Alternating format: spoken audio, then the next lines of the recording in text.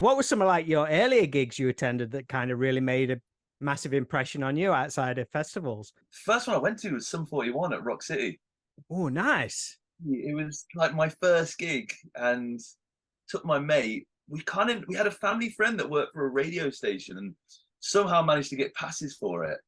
We went down, we didn't even know who was supporting. Support runs out, it's Real Big Fish. And I just got into them. I was like, amazing. So they supported, and they just, Sum 41 had just released the All Killer No Filler album. So man, they were just amazing.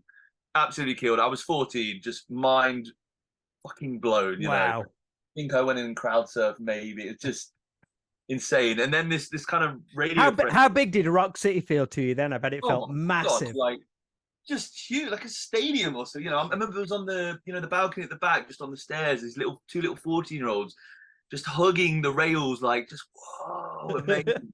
It still sticks with me. The Sum 41 singer came out, and he first one on the album, I think it's like it's double time, like, and he doesn't play guitar, he just he sings, and then his tech just threw him this gold Les Paul, and just so seamless, grabbed it and he was in. I was like, that's so badass, just insane. And then still one of the coolest things you've ever seen to this day. God. I'd never do it. I'd never risk it. I can't do it because I know I'd miss, and it would just be crack, and that would be the end. But I definitely stuck with me. I made a massive impression, that gig. What was you playing at the time? Because you have been playing guitar like since you were like 13, yeah, I was right? just like in my first band, so it would have been 13, 14, and first band, yeah. So probably had rehearsal the next day. I was like, whoa.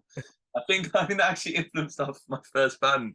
Yeah, I was taking my mate, who wasn't the singer in the band, and we didn't tell the singer I was going to Sum 41 because he'd get jealous.